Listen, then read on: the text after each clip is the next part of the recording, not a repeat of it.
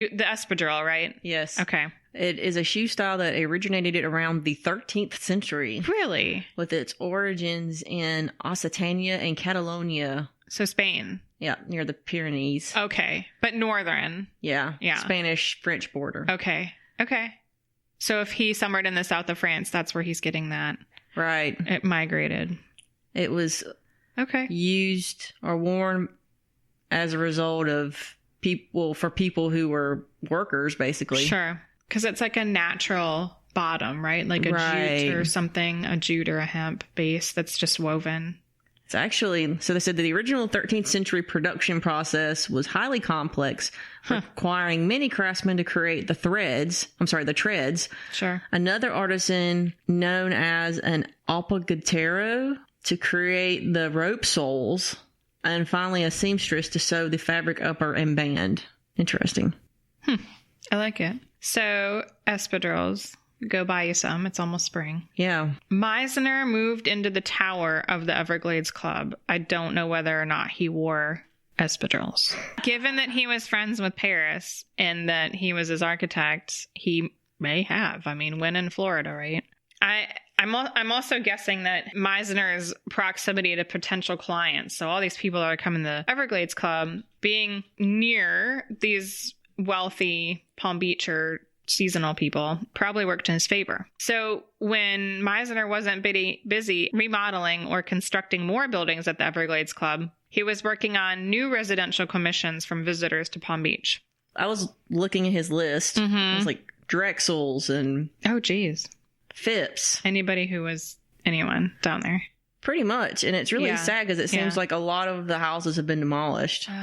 From 1919 to 1924, he designed 38 houses in Palm Beach. So that's quite a workload. That is. While abroad, Paris trusted Mizner to oversee not only the architecture of the club, but landscape architecture and the construction of a new 9-hole golf course. So they're doing real well at the Everglades Club. It was so successful that this golf course and the enlargement happened after the very first season in 1919. He also designed a building east of the clubhouse along Worth Avenue, which is the equivalent of Palm Beach's Rodeo Drive. It's very fancy. That included shops at street level and apartments called maisonettes above.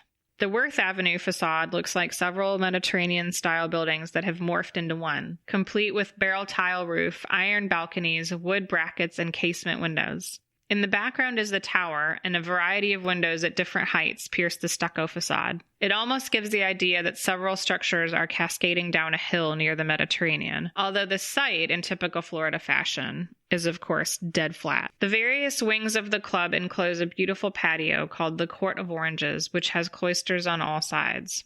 It is a rambling asymmetrical plan with the largest spaces reserved for the ballroom, lounge, and dining rooms. A far corner was reserved for the card room and had views of the landscape and Lake Worth beyond. Sadly, where there was once a garden of palms on Lake Worth, which is more of a bay off the intercoastal, there are now additional structures and a parking lot.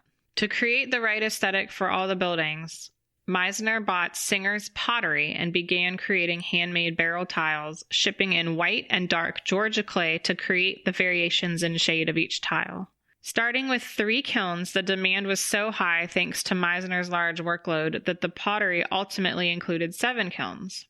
It wasn't just roof tiles that Mizner made for his clients, but also floor tiles and, a nod to Frank Lloyd Wright, furnishings, lighting, hardware, gates, and grills as well. So he had just a variety. He didn't get to the level of clothing, designing clothes for the women to wear in his buildings, but the point is that, like Frank Lloyd Wright, he's designing a lot of stuff to go in his buildings and not just the building itself. Right. Pottery was also handmade that took Spanish originals as its precedent.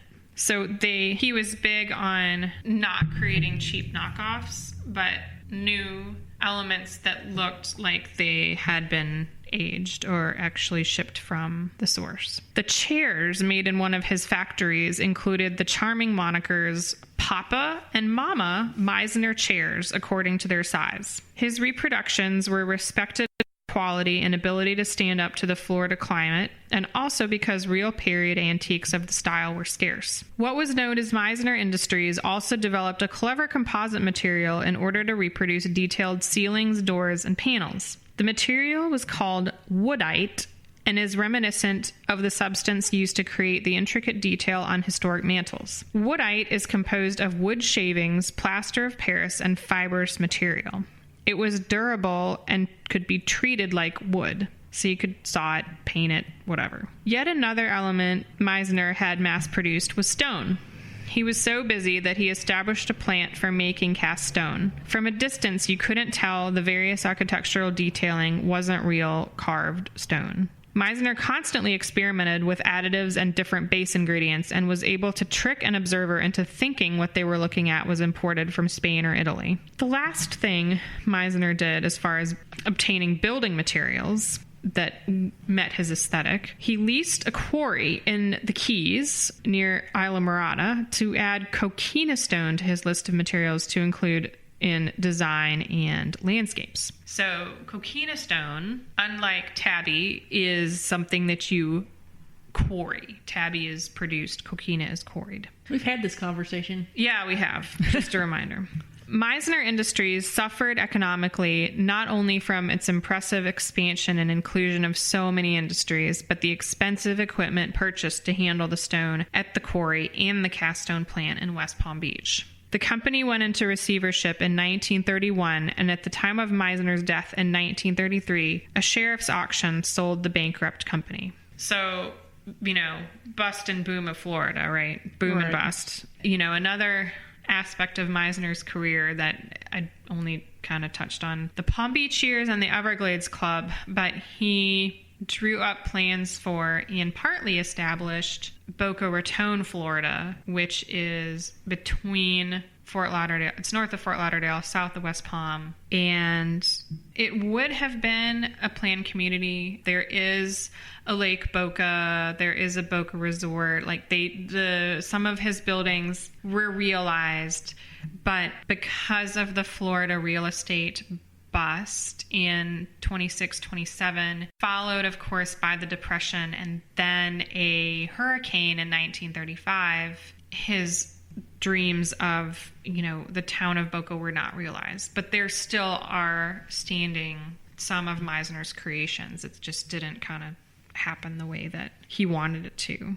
Through the 20s, Mizner Industries had been the go-to place for anything Mediterranean-esque that wealthy homeowners wanted to include in their decor. So it wasn't just Mizner producing for Mizner architecture. It was also people coming to him because they loved it and buying these architectural elements for their homes and businesses as well. Found this kind of interesting. Although the Spanish aesthetic remains inspiration for new design in Florida to this day, when we think of New Florida, for better or worse, you think of kind of fake stucco and barrel tile, but it is a look, right? It's a reimagining of the Mediterranean style. That aesthetic was relied on more romantically than realistically, since the Spanish left Florida in 1821, but they didn't leave an architectural legacy.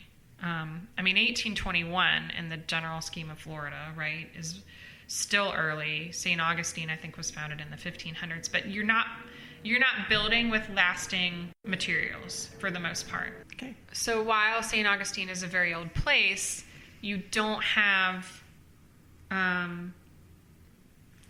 the building stock that you do in Europe from cities of that era, the 15th, 16th, whatever century.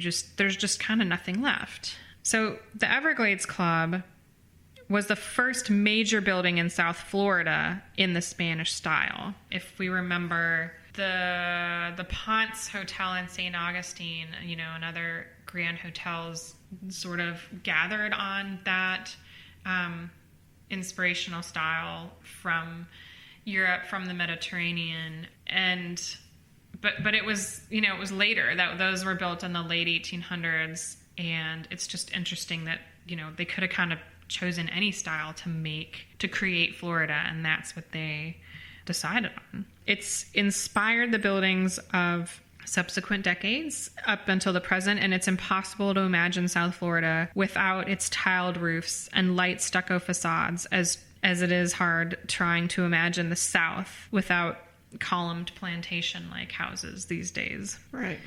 romance sells. It does indeed. So does the Florida climate. Yep. And I don't know why. Weirdness. I would definitely not choose to live in humidity. That's for sure. I'm okay with humidity. Well, that's because your body runs 15 degrees cooler than everywhere. That's true. It's ridiculous. And you need to share it. Because I can barely handle the heat here. I would if I could. I know. Mm-hmm. So the same year that Paris met Addison Mizner, he also was involved in a divorce suit from his wife, Lily. And I finally was able to find an excerpt of an article, although I don't know what paper it came from. It was referenced on... Was it the Advertiser? It was not the Advertiser, although I do have some stuff in a minute from the Philadelphia Inquirer, which... That still exists. Yeah, it does, really? Oh, yeah. Wow, okay. No, it's an excellent newspaper. Oh, okay. Well, this one came, this excerpt that I have came from the New York Social Diary. They did a really excellent article on Paris and his interest in Palm Beach. And so I'm maybe assuming that this was in a Palm Beach paper, but not entirely certain. So December 11th, 1918... Mr. Paris Singer divorced after 30 years. Young woman's flat.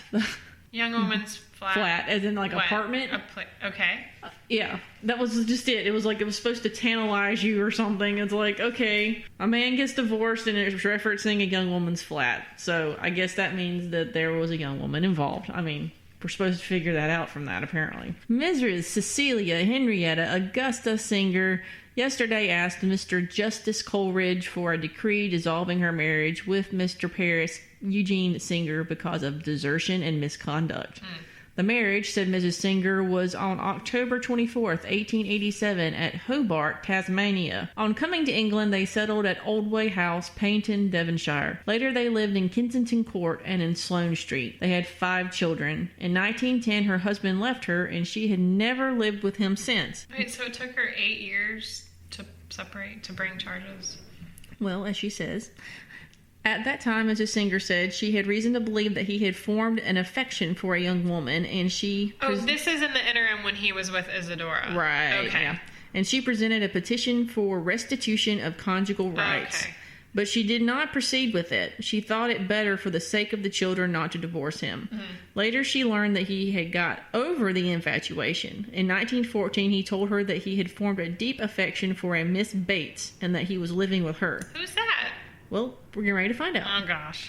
But it was not till the present year that she obtained evidence that he had stayed with her at his house in Cadogan Square and elsewhere. Mrs. Martha Smart said early in 1912 she was in the service of Miss Bates in St. Andrew's Mansions, Manchester Square. Mr. Paris Singer used to visit the flat and would be alone with Miss Bates behind locked doors for 3 hours. She'd also seen them together in the bedroom. They were also together at Paynton for some months. Mrs. Smart further saw both of them off at Paddington on their way to France. Mrs. Florence Taylor, formerly cook housekeeper to Mr. Singer in Cadogan Square, said that in 1914 she went in to the service of Miss Bates in Manchester Square. Miss Bates went to France with Mr. Singer and afterwards to America with him. Mr. Justice Coleridge granted a decree nisi with cost. So basically, I'm assuming he said that Paris had to pay for the divorce, maybe, I guess. But yeah, that was that. Although actually the following year, what I found very interesting was there was this huge article, as I mentioned, in the Philadelphia Inquirer in September of 1919, The New War Romances of the Romantic Singers. Interesting manifestations of heredity in the family of the famous American millionaire who married 9 wives before his own romantic spirit died. As we've mentioned, Who married 9 wives? They're referring to Isaac Singer. Oh, but he... Okay. Yeah, but as we've discussed, he was not married to all those women, and yet a lot of the newspapers claim that he was. It actually talks about the children, Paris, and also his younger sister. So this is In Paris, September 7th, the singers, descendant of the late Isaac Singer, who had 9 wives, seemed to be undergoing an extraordinary outbreak